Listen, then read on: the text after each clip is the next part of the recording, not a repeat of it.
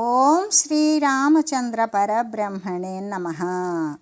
ఓం నమో వశిష్ఠ విశ్వామిత్ర వ్యాస వాల్మీకి సుఖాదిభ్యః. ఓం శుక్లాం భరధరం విష్ణుం శశివర్ణం చతుర్భుజం ప్రసన్నవదనం ధ్యాయేత్ సర్వవిఘ్నోపశాంతయే. ఓం నమో బ్రహ్మాదిభ్యో బ్రహ్మ విద్యా సంప్రదాయ కర్తృభ్యో వంశ ఋషిభ్యో మహద్భ్యో నమో గురుభ్యః. ఓం శ్రీరామో రామభద్రశ్చ రామచంద్రశ్చ శాశ్వతః రాజీవలోచన శ్రీమాన్ రాజేంద్రో రఘుపుంగవః. శ్రీ యోగవాసిష్టము నిర్వాణ ప్రకరణము ఉత్తరార్థము.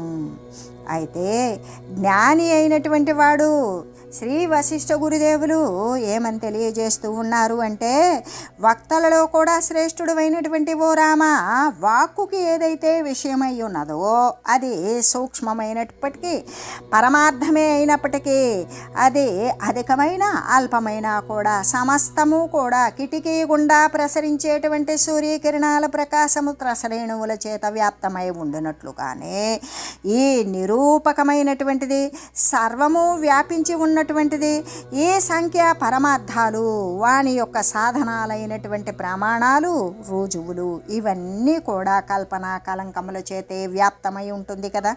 కాబట్టి జ్ఞాని కలంకంతో కూడి ఉన్నటువంటి సమాధానానికి పాత్రుడు కానేరడు. ఇంకా కూడా వాక్కు అనేటువంటిది వికల్ప రూప కలంకము చేత అది విడివడేటువంటిది కూడా కాదు. నీవైతే జ్ఞానుల్లో శ్రేష్ఠుడివై ఇప్పుడు అలరారుచూ ఉన్నావు. కాబట్టి జ్ఞాని యొక్క శిష్యుని ఎదుట యథార్థమైనటువంటి సత్య వస్తువునే కదా నేను చెప్పవలసి ఉన్నది. అటువంటి యథార్థమైనటువంటి సత్య వస్తువు ఆత్మయే. అది పరిచ్ఛేదము అనేటువంటి కలంకము చేత రహితమై ఉన్నటువంటి కాష్టము వంటి మౌనమే అవుతూ ఉన్నది. కాబట్టి జ్ఞానం ఉద్భవించకముందు, జ్ఞానం లేని ముందు, జ్ఞానం రాకపూర్వం ఏ విధంగా ఉంటామో ఆ జ్ఞానమే అజ్ఞాన కారణము చేత వాగ్వ్యవహార రూపమైనటువంటి సంకల్పాలతో నిండిపోయినటువంటి విషయమే ఉంటుంది. అదే ఆ విషయం ఎప్పుడు పోతుంది? తత్వ విచారము చేత సత్యాన్ని గురించి ఎప్పుడైతే తెలుస్తుందో అప్పుడు ఇక ఆ పరమపదము వాక్కునకు ఆ విషయమే అయినటువంటి మౌనమే అయి ఉంటుంది కదా. అంటే వాక్ రూపంతో చెప్పబడేటువంటిది కాదు కదా. కాబట్టి ఆ సుందరమైనటువంటి మౌన రూప ప్రత్యుత్తరాన్ని, ఆ సమాధానాన్ని జ్ఞానివకు నేను నీకు ఇచ్చి ఉన్నాను. ఎలాగంటే అజ్ఞానికి ఇచ్చేటువంటి ఉపదేశము ఎలా ఉంటుంది? వాక్ రూపంలో సంకల్ప కలంకముతో కూడుకొని ఉంటుంది. జ్ఞానికి ఇచ్చేటువంటి ఉపదేశము వాగ్రహితమై ఉంటుంది, వాక్కుకు అతీతమై ఉంటుంది. అందుకే మనకు దక్షిణామూర్తి స్వామి సనక సనందనాదులకి ఇచ్చేటప్పుడు ఆయన మౌనమే వ్యాఖ్య అయి ఉన్నారు. ఆ యొక్క మౌనము నుండి వీరు జ్ఞానాన్ని స్వీకరించారు. ఆ విధంగానే అంటే ఎందుకు అంటే మరి అజ్ఞానుల కోసము మాత్రమే ఉపదేశము మాటల రూపంలో సంకల్పాలతో కూడుకొని దోషయుక్తమై ఉంటుంది. అదే జ్ఞాని కోసమైతే ఉపదేశం ఎలా ఉంటుంది? వారికి బోధించేటువంటి జ్ఞానము వాగ్రహితమై వాక్ రూపంలో ఉండదు, సంజ్ఞా రూపంలో సూచనప్రాయంగా ఉంటుంది. అదే మౌనము. ఎలాగంటే మౌనమే కదా పరమాత్మ పదము అని చెప్పబడింది. కాబట్టి జ్ఞానివగు నీకు ఆ మౌన రూపమైనటువంటి అందమైన సమాధానాన్ని నేను నీకు ఇచ్చి ఉన్నాను అనే చెబుతూ, ఓ ప్రియుడా, మనుజుడు ఏ విధంగా ఉంటాడో ఆ విధంగానే అతడు మాట్లాడతాడు. వానికి ఏ భావం ఉన్నదో, ఏ సంకల్పం ఉన్నదో అదే వాక్ రూపంలో బయటకు వస్తుంది. మరి నేనైతే ఎలా ఉన్నాను? జ్ఞేయమాత్రమయుడనై ఉన్నాను. ఏ పరమాత్మ వస్తువు జ్ఞేయ వస్తువు అయితే ఉన్నదో ఆ జ్ఞేయ వస్తువుని నేనే అయి నిండి ఉన్నాను. కేవలము ఆత్మస్వరూపుడనే అయి ఉన్నాను. అది వాక్కునకు అతీతమైనటువంటి ఆత్మపదమునందు నేను స్థితిని పొంది ఉన్నాను. కాబట్టి నీకు నేను మౌనంగానే సమాధానాన్ని ఇచ్చాను. వాక్కునకు అతీతమైనటువంటి ఆత్మపదమున ఉన్నటువంటి వాడు ఇక్కడ వాక్కు రూపంలో, మాటల రూపంలో వెలువడేటువంటి మలినాలు, మలాన్ని ఎలా పరిగ్రహిస్తాడు? ఎందుకు? ఆత్మపదములో ఉన్నటువంటి వాడు, జ్ఞాని అయినటువంటి వాడు, మళ్ళీ కూడా సంకల్ప వికల్ప రూపాలలో ఉన్నటువంటి ఈ యొక్క వాక్కు అంటే మాటల రూపల మలాన్ని మళ్ళీ కూడా వాడు స్వీకరిస్తాడా? లేదు కదా. కాబట్టి నేను అవాచ్యమును అంటే చెప్పకూడనటువంటి దానిని గురించి నేను చెప్పకనే ఉన్నాను. వాక్కు అంటే నిరూపించేటువంటిది, నిరూపకమైనటువంటి. వృత్యాది అంటే వాటి యొక్క వాక్కు యొక్క వృత్తి ఏంటి? ఉన్నది లేనిది మొత్తం కల్పించి మాట్లాడడం. ఆ విధంగా దాని యొక్క వృత్తి సంకల్ప వికల్పాలతో కూడి ఉన్నటువంటి అనేక వికల్ప రూప కలంకాల చేత కూడుకొని ఉంటుంది కదా. అందుకని అనే శ్రీ వశిష్ఠ గురుదేవులు తెలియజేసినప్పుడు శ్రీరామచంద్రుడు ఈ విధంగా అడుగుతూ ఉన్నాడు. వాచి ఏ ప్రవర్తంతే తాననాదృత్య దోషకాన్ ప్రతియోగి వ్యవచ్ఛేది పూర్వకాన్వదకో భవాన్. మహాత్మాన్ ఎలాగంటే మహాత్మా నిరూపకమైనటువంటిది అంటే వ్యావృత్యాది వృత్తి మొదలైనటువంటి వ్యావృత్తి నిరూపకము మొదలైనటువంటివి ఏ దోషాలు వాక్కునందు ప్రవర్తిస్తూ ఉన్నవో వాటినన్నింటినీ కూడా వదిలి భాగత్యాగ లక్షణోపాయము చేత అసలు తామెవరో తెలియజేయండి అని అడిగాడు. అప్పుడు శ్రీ వశిష్ఠ గురుదేవులు ఎలా చెప్తున్నారు. ఏవం స్థితే రాఘవ హే యథాభూతమిదం శృణుం కంస్త్వం కోహం జగద్వా కిమితి తత్వ విధాంబర. తత్వజ్ఞులలో కూడా సత్య వస్తువును తెలిసినటువంటి వారిలో కూడా శ్రేష్ఠుడు రామా నీవు. అలా అడిగినట్లయితే నీవెవరో నేనెవరో ఈ జగత్తేమిటో దీని యొక్క యథార్థాన్ని తెలియజేస్తాను విను. విషయము విషయవర్జితమైనటువంటిది అంటే విషయాలను వదిలివేసినటువంటిది, సమస్త కల్పనలకు కూడా వేరైనటువంటిది, ఏ యొక్క వికారాలు మార్పులు లేనటువంటిది. ఏ చిదాకాశమైతే ఉన్నానో అదే నేను, ఏ చిదాకాశమైతే ఉన్నదో అదే నేనున్ను నీవు కూడా చిదాకాశ రూపులమే. ఈ సమస్త జగత్తు కూడా చిదాకాశ రూపమే. ఈ విధంగా సర్వము కూడా చిదాకాశ మాత్రమే అయి ఉన్నది. అంటే శుద్ధమైనటువంటి జ్ఞానముతో నిండిపోయినటువంటి ఆత్మయందు శుద్ధ జ్ఞానైక రూపుడును ఇతరమైనటువంటి విషయ జ్ఞానాలను వదిలిపెట్టినటువంటి వాడు అయినా నేను నాకంటే కూడా నాకంటే అన్నప్పుడు ప్రత్యేగాత్మ కంటే వేరుగా అణుమాత్రమైన నేను దాని గురించి చెప్పలేను. ప్రత్యేగాత్మ కంటే వేరుగా ఇతరంగా అణుమాత్రమైన కూడా నేను చెప్పలేను. ఎందుకు అంటే శిష్యుల యొక్క మోక్షము కొరకు, శిష్యులు మోహస్థితి నుండి బయటపడేదానికి, నిర్వాణ పదాన్ని పొందేదానికి, వారి యొక్క సందేహ నివారణం కోసము, వారికి కలిగినటువంటి సందేహాలను నివారించడం కోసం, ప్రతివాది యొక్క విజయం కోసము, ఎవడైతే వాదిస్తూ ఉన్నాడో ఆ వాదించేవాని యొక్క విజయాన్ని పొందించడం కోసం తమ యొక్క అద్వైత పక్షస్థానమందు అంటే ఏ ద్వైతము కానటువంటిది, ఏకమాత్రమే అయినటువంటిది, ఆ సర్వవ్యాపకమైనటువంటి పదార్థమునందు తత్పరులైనటువంటి ప్రయత్నశీలురు అగు జ్ఞానులు వారు బాధితమైన విలీనమైనటువంటి అహంభావాన్ని వృద్ధిపరుస్తూ దానిని అనేక శాఖాయుక్తంగా అనేక భంగిమలతో అనేక శాఖలతో కూడుకొని చేస్తూ ఉన్నారు. అంతేకాని అజ్ఞానులలాగా విమోహం పొందడానికైతే మాత్రం కాదు కదా. అంటే జీవించి ఉన్నప్పటికీ లేకపోతే వ్యవహారాలు చేస్తూ ఉన్నప్పటికీ, వ్యవహారమందు తత్పరమై ఉన్నప్పటికీ కూడా ప్రశాంతుడైనటువంటి జ్ఞాని యొక్క శవము వంటి అభిమానరహితమగు స్థితి ఏదైతే ఉన్నదో అదే కదా పరమపదము అని చెప్పబడింది. అదే జీవించి ఉన్నను లేక వ్యవహారమందు తత్పరమై ఉన్నను వాని యొక్క ప్రశాంత స్థితిలో ప్రసన్నముగా ఉండేటువంటి జ్ఞాని యొక్క స్థితి ఏ విధంగా ఉంటుంది? శవాన్ని చూస్తే ఏ విధంగా అభిమానం లేకుండా ఉంటుందో అలాగే తన యొక్క శరీరము ప్రాపంచిక స్థితి యందు దృశ్యమాన వస్తుతతి యందు కూడా అభిమానరహితమైనటువంటి స్థితి ఏదైతే ఉంటుందో అదే కదా పరమపదము అని మరి చెప్పబడుతుంది. అటువంటి పరమపదము బాహ్యాభ్యంతర సాధన రహితమై, అంటే పరమపదము అన్నప్పుడు ఆత్మ యొక్క స్థితి. ఆ ఆత్మస్థితి అనేటువంటిది ఎలా ఉంటుంది? బాహ్యమునందు సాధన వదిలివేసినది, మరి అంతరమునందు సాధన కూడా వదిలివేసినది, నశించినది. అంటే బయట వెలుపల కూడా సాధన అనేటువంటిది నశించినది శాంతమై ఉంటుంది, ఆది అంతము లేనటువంటి అనంతమై ఉంటుంది. సుఖము దుఃఖము వదిలివేయబడినటువంటి నేను నాది అనేటువంటి తదితర పదార్థ శూన్యమై ఏ యొక్క పదార్థాల యొక్క భావన కూడా నశించిపోయినది కేవలము కళ్యాణకారకమైనటువంటి శివరూపమే అయి ఉంటుంది అనే చెబుతూ ముక్తతాయ అహంతేయమభావో భావనం క్వచ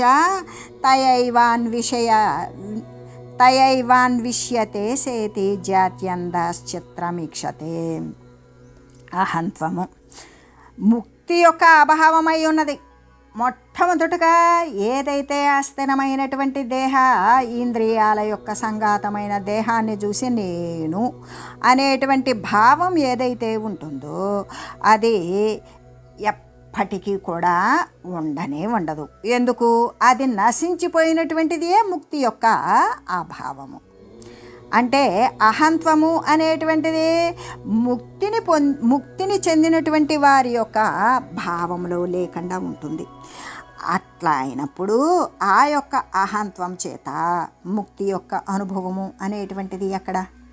కాబట్టి అహంభావన చేత ముక్తిని వెదికేటువంటి వాడు జన్మాంధుడై, అంటే పుట్టుగ్రుడ్డి చిత్రాన్ని గాంచిన వాడే అవుతాడు కదా. ఎలా పుట్టుగుడ్డివాడు ఏదైనా చిత్రాన్ని దృశ్యాన్ని చూడగలుగుతాడా? లేదు. అలాగే అహంభావము చేత నేను ముక్తిని పొందాలి అని వెతికేటువంటి వాడు నేను ఉన్నంతసేపు, అహంత్వము అనే భావన ఉన్నంతసేపు ముక్తిని వాడు వెతుకుతాడే కానీ ఆ ముక్తి తత్వాన్ని వాడు పొందలేడు అని చెబుతూ అహంభావము మోక్షము యొక్క అభావమే అవుతూ ఉన్నది కదా. అంటే ఇక్కడ మోక్షము చెందినటువంటి వారి భావములో అహం అనేటువంటి భావమే ఉండదు. అహంభావము చేత మోక్షము అనేటువంటిది లభిస్తుందా? లభించదు. అటువంటి అహంభావము చేత ముక్తి యొక్క అనుభవం ఎచ్చట నేను ముక్తిని చెందాలి అనేటువంటి భావన చేత ఆ అహంభావము చేత ముక్తి యొక్క అనుభవాన్ని వాడు పొందుతాడా? నేను అనేటువంటి ఈ యొక్క అస్థిర వస్తువు, అంటే రెండవది ఏదైతే వచ్చి ఉన్నదో పరమాత్మ కంటే భిన్నమైనది, ఇంకా వాడు ముక్తత్వాన్ని పొందేటువంటి అనుభవం అనేటువంటిది సిద్ధించదు. కాబట్టి అహంభావము చేత ఎవడైతే మోక్షాన్ని వెదుకుతూ ఉంటాడు, నేను మోక్షాన్ని పొందాలి అనేటువంటి శరీరాన్ని దృష్టిలో పెట్టుకొని ప్రాపంచక స్థితిని పట్టుకొని పరమాత్మను వెతుకుతూ ఉంటాడు. అటువంటి వాడు మోక్షాన్ని వెతుకుతూ ఉంటాడు. కాబట్టి అటువంటి వాడు ఎలాంటి వాడు అంటే పుట్టుగుడ్డి అయినటువంటి వాడు చిత్రాలను, బొమ్మలను, దృశ్యాలను చూసినట్లే అవుతుంది. వాడు చూడడు. అహంతో ఉన్నటువంటి వాడు ముక్తత్వాన్ని పొందలేడు అని చెబుతూ స్పందనే చైవ యత్పాషాణవదాసితం అజడస్యైవ తద్విద్ధి నిర్వాణమజరం పదం. చేష్టయందు తదభావమందు, అంటే చేసేటువంటి క్రియయందు దాని యొక్క భావమందు కూడా శిలలాగానే నిశ్చలమైనటువంటి చైతన్యం యొక్క ప్రశాంత స్థితి ఏదైతే ఉన్నదో అటువంటి దానినే కదా నీవు అజరమైనటువంటి నిర్వాణ పదము అని ఎరగాలి. అదే ఎరుగు, అదే తెలియు అనే చెబుతూ, ఓ రామచంద్ర, పర్వతముపై కలిగినటువంటి వృక్షాలు మృగాలు చెలిస్తూ ఉన్నా, కదలకపోయినా కదులుతూ ఉన్నా పర్వతము అనేటువంటిది నిశ్చలంగానే ఉంటుంది కదా. ఎందుకు? అదే పర్వతం మీద ఉన్నటువంటి వృక్షాలు కదులుతాయి, మృగాలు కదులుతాయి, అనేకం వచ్చిపోయేటువంటివి ఉన్నాయి. అంటే ఏవి చలించినా ఏవి చలించకపోయినా పర్వతము అనేటువంటిది మాత్రము కదలకుండా నిశ్చలంగా ఉంది కదా. అలాగనే ఈ అహంకారము, దేహము, ప్రాణము మొదలైనవన్నీ కూడా కదులుతూ ఉన్నప్పటికీ, లేదు కదలకపోయినప్పటికీ, చేతనుడైనటువంటి జీవి యొక్క శిలలాగానే నిశ్చలముగా నిర్వికారముగా స్థితిని పొంది ఉండటం ఏదైతే ఉంటుందో అదే కదా అజరమగు నిర్వాణ ఆత్మపదము అనే నిర్వాణ పదం ఏంటి? అజరమగు అంటే పుట్టదు, చావదు, మరి ఎటువంటి జరకు అంటే పుట్టని చావని స్థితి ఏదైతే ఉన్నదో నిర్వాణ పదము అంటే అదే ఆత్మతత్వము అనే చెబుతూ, తచ్చనాన్యో విజానాతి స్వయమేవానుభూయతే లోకైషణ విరక్తేన జ్ఞేనత్వమేవాత్మని. అజ్ఞాని తన యందు ఘటాదుల స్ఫురణ రూపఫలమును అనుభవించినట్లుగానే లోకైషణారహితుడగు జ్ఞాని అటువంటి చిద్రూపము స్వప్రకాశముతో నిండిపోయినటువంటి ఆత్మను స్వయంగానే తన యందు అనుభవిస్తూ ఉన్నాడు. ఇంకా దానిని తనకంటే అన్యముగా వాడు ఎరగటం లేదు. ఎలాగంటే ఇప్పుడు అజ్ఞాని ఉన్నాడు, తను శరీరమని, అది వస్త్రమని, ఇది కొండని, ఇది ఈ వస్తువని, అది ఆ వస్తువని, అనేక రకాలైనటువంటి వస్తువుల యొక్క రూపాలను, పేర్లను కూడా, వాటి యొక్క ఫలాలను కూడా అజ్ఞాని ఎక్కడ అనుభవిస్తున్నాడు? తన యందు అనుభవిస్తూ ఉన్నాడు. అదే లోకైషణారహితుడైనటువంటి ఈ లోకైషణ అనేటువంటిది, ఈ ఈషణాత్రయాలు అనేటువంటివి నశించినటువంటి వాడు, లోకము పట్ల దృష్టి లేనటువంటి వాడే కదా జ్ఞాని. ఆ జ్ఞాని అయితే మరి చిద్రూపము స్వప్రకాశముతో నిండిపోయినటువంటి ఆ యొక్క ఆత్మను స్వయంగా తన యందే అనుభవిస్తున్నాడు. అజ్ఞాని ప్రపంచాన్ని, ప్రపంచ రూపనామక్రియలతో కూడినటువంటి అస్థిర వస్తుతని తాను తన యందు అనుభవించినట్లుగానే ఈ లోక పట్ల ఉన్నటువంటి విరక్తితో కూడినటువంటి దృశ్యమాన రహితుడైనటువంటి జ్ఞాని చిద్రూప స్వప్రకాశాలతో నిండినటువంటి ఆత్మను స్వయంగా తన యందే అనుభవిస్తున్నాడు. అజ్ఞాని ప్రాపంచకాన్ని అనుభవిస్తే జ్ఞాని ఆత్మను స్వయంగా తన యందు అనుభవిస్తూ ఉన్నాడు. ఇంకా దానిని తనకంటే అంటే ఆ అనుభవించేటి అనుభవం తనకంటే వేరుగా మాత్రం ఆయన ఎరుగటలేదు. ఎందుకు? జ్ఞాని అయినటువంటి వాడు సర్వము తానే అయ్యున్నాడు కాబట్టి ఇతరమైనటువంటిది ఎరుగడు అనే చెబుతూ, అంటే ఆ స్వప్రకాశ ఆత్మపదాన్ని ఇతరులైనటువంటి వారు ఎవ్వరూ తెలియలేరు. ఈ లోకైషణాది విరక్తుడైనటువంటి ఈ లోక సంబంధమైన, దేహ సంబంధమైన, దృశ్య సంబంధమైన విషయాల పట్ల విరక్తి కలిగినటువంటి జ్ఞాని మాత్రమే దానిని, అజ్ఞాని గనక ఆ యొక్క వస్తువులను తను ఆ వస్తువుల యొక్క జ్ఞానాన్ని తన యందు అనుభవించినట్లుగానే స్వయంగానే తన యందు ఆ స్వప్రకాశ ఆత్మపదాన్ని జ్ఞాని అయినటువంటి వాడు అనుభవిస్తూ ఉంటాడు అని చెబుతూ, అంటే అజ్ఞాని అయినటువంటి వాడు ఆ ఆత్మపదమున అహంత్వము అనేటువంటిది, అంటే నేను అనేటువంటి భావన ఉన్నదా? లేదు. మరి ఎలాగా? నేను అనేటువంటి భావము కానీ, త్వం అంటే అహంత్వము, త్వము నేను అనే భావం కానీ, నీవు అనేటువంటి భావన కానీ ఈ ఆత్మపదమునందు ఇంకే భావము, అనహంత్వము కానీ అన్యత్వము కానీ ఏమీ లేవు. నీవనే భావము లేదు, నేననే భావము కానీ, అనహంతత్వం అంటే అహంత్వము, నేను అనేటువంటి భావము కానీ, ఇతరమైనటువంటిది కానీ ఏది లేకుండా కేవలం అంటే కేవలం ఎలా ఉన్నదంటే కేవలీ భావమైనటువంటి నిర్వాణ రూపమైనటువంటి మాలిన్యరహితమైనటువంటి నిర్మలమగు శివరూపమైనటువంటి ఆత్మ మాత్రమే ఉన్నది.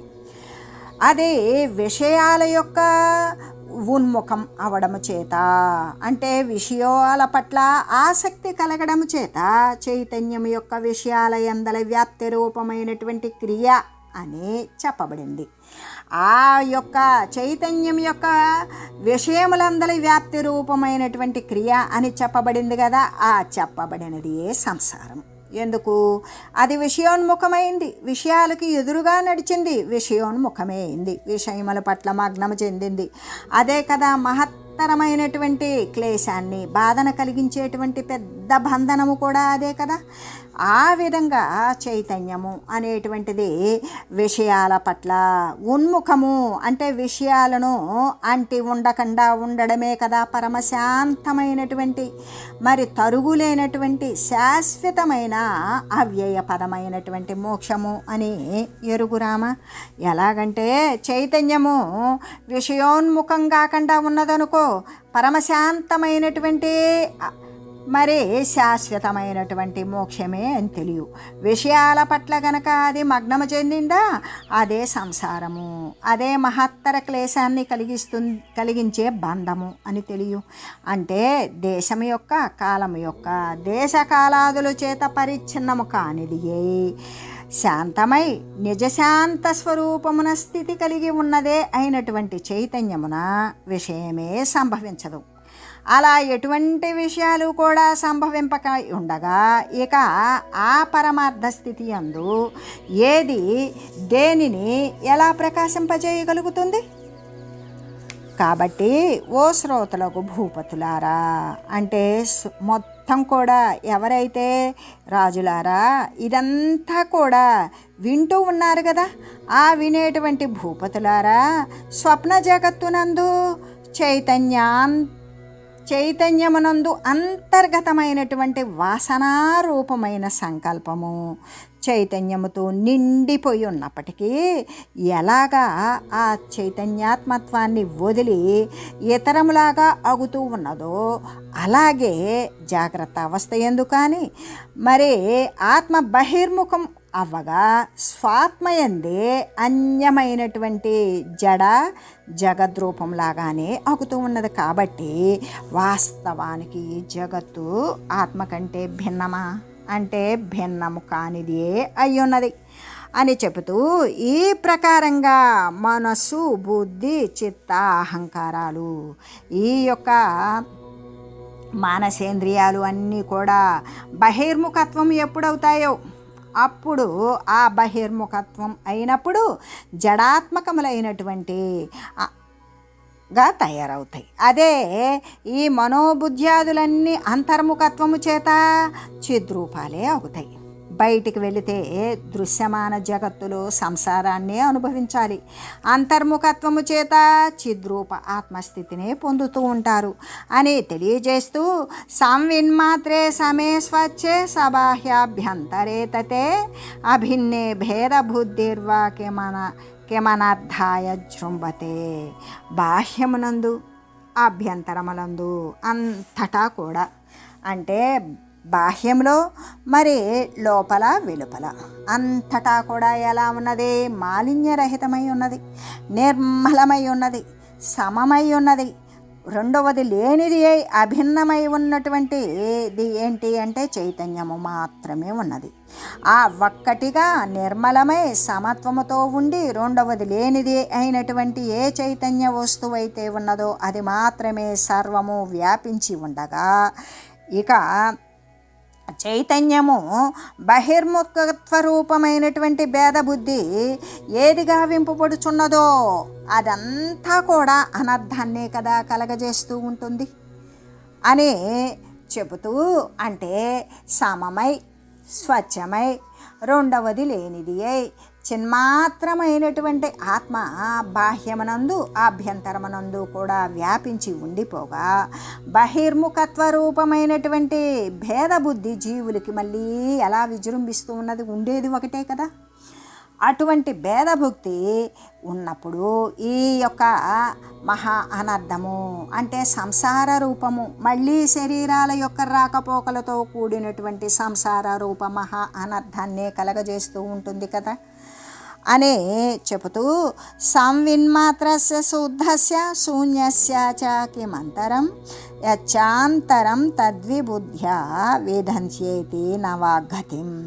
శుద్ధమైనటువంటి చైతన్య మాత్రం యొక్కయు శూన్యత్వం యొక్కయు కూడా, అంటే శుద్ధమైన చైతన్య మాత్రమే అయినప్పటికీ శూన్యత్వమే అయినప్పటికీ కూడా భేదాన్ని విఘ్నులు తన యందు మాత్రమే కనుక్కుంటున్నారు. ఎలాగంటే అది స్వానుభవేక వేద్యమైనటువంటి వారి యొక్క స్వానుభూతి అనుభవేద్యమే అయినటువంటి అటువంటి చిన్మాత్ర రూపమైన నిత్య నిరతిశయానందము వాక్కునకు గోచరము కాదు. అందుకే వాగతీతము. అందుకే అది వాక్కునకు గోచరమయ్యేది, మాటలతో అర్థమయ్యేటువంటిది కాదు. అందుకే శృతులు ఏమని చెప్తూ ఉన్నాయి? యతో వాచో నివర్తంతే. ఇది నోటితో తెలియజేసేటువంటి విషయం కాదు అనే కదా చెప్పడం. ఏ విధంగా? వేదాంత్యేతి నవాగతిం. ఈ విధంగా నోటి మాటలతో అర్థమయ్యేటువంటిది కాదు అనే తెలియజేస్తూ సర్వదృశ్యరాహిత్యము చేత కూడా సర్వదృశ్యము నశించిపోయింది. అప్పుడు మిగిలి ఉండేటువంటిది ఏంటి? శుద్ధ చిన్మాత్రము. ఆ శుద్ధ చిన్మాత్రము శూన్యమా అంటే శూన్యము అనేటువంటిది ఎప్పటికీ ఎన్నటికీ కానేరదు. ఆ రెండింటికి కూడా గొప్ప భేదం ఉన్నది. ఆ భేదమే తత్వజ్ఞులైతే తెలుసుకుంటారు. అదే మిగతా వారికి తెలియదు. ఎలాగంటే ఆ చిన్మాత్ర స్థితి అనేటువంటిది వాక్కునికి తెలియబడేటువంటిది కాదు, మాటలతో చెబితే అర్థమయ్యేది కాదు. ఎందుకు అంటే ఆ చిన్మాత్రము నిరతిశయానంద రూపంగా ఎటువంటి అతిశయము లేకుండా అది అదనంగా చెప్పుకునేటువంటిది కాదు. సహజంగా ఆనంద రూపముగా ఉండేటువంటి వారికి అది కేవలము అనుభవ సిద్ధి మాత్రమే ప్రాప్తిస్తుంది, అది అనుభూతం అవుతుంది. కానీ ఆ చిన్మాత్ర స్థితిని గురించి మాటలతో చెబితే అర్థమయ్యేటువంటిది కాదు అని చెబుతూ అంధకారమందు నేత్ర ప్రణిధాన రూపమైనటువంటి యత్నము చేత ఏ విధంగా ఒకంత సదసద్రూపమైనటువంటి ఆభాసం ఏ రీతి లక్షితమవుచూ ఉన్నదో ఆ రీతిగానే బ్రహ్మమందు కూడా ఈ జగత్తు లక్షితమవుతూ ఉన్నది. ఎలాగంటే గాఢ చీకటి ఉన్నది. ఆ చీకటిలో నేత్ర ప్రణిధాన రూపముకు యత్నము చేత ఆ చీకటిలో మనకి ఒక వస్తువు కావాలి, కానీ ఆ పరిసరం అంతా చీకటిగానే ఉన్నది.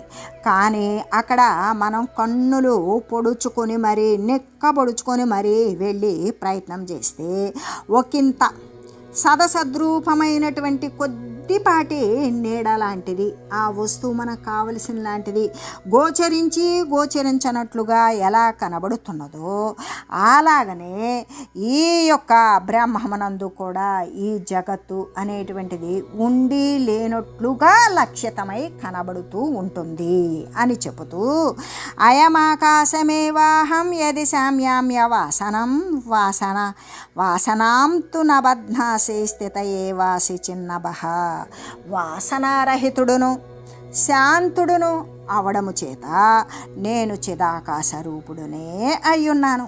నీవు వాసనలను కనుక ధరింపలేదనుకో నీవు కూడా చిదాకాశ రూపుడివే అవుతావు. నేనెవరిని? నాకు కోరికలు లేని వాడను, వాసన సంస్కార రహితుడను, మరి ఎల్లవేళలా కూడా శాంతుడనే అయి ఉన్నాను. అలా ఉండడం చేత నేను చిదాకాశ రూపుడనే అయి ఉన్నాను.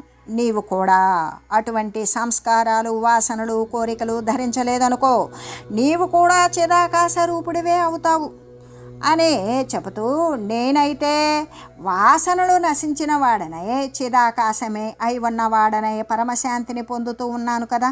నీవు కూడా అటువంటి కోరికలు వాసనలు ధరింపలేదనుకో నీవు కూడా చిదాకాశమే అయి ఉంటావు అని చెబుతూ, అంటే అలాగే ఇతరమైనటువంటి మనుషుడు కూడా నేను ఈ శుద్ధ శుద్ధ చిదాకాశమాత్రుడనే అని కనుక నిశ్చయంలోన ఎవరికైనా కలిగి ఉన్నట్లయితే అతడు ఆ యొక్క కలిగినటువంటి నిశ్చయము అంటేనే దృఢంగానే ఉంటుంది. అటువంటి నిశ్చయము లోపల ఎవరికైతే నేను శుద్ధ చిదాకాశమాత్రుడునే కానీ ఇతరమైనటువంటి మనిషిని కాదు అనే నిశ్చయం ఎవరికైతే లోపల కలిగి ఉన్నదో అతడు చిద్రూపుడే, అతడు కూడా చిద్రూపుడే అవుతాడు అని తెలియజేస్తూ ఓం మంగళం శ్రీ గురుదేవాయ మహనీయ గుణాత్మనే సర్వలోక శరణ్యాయ సాధురూపాయ మంగళం.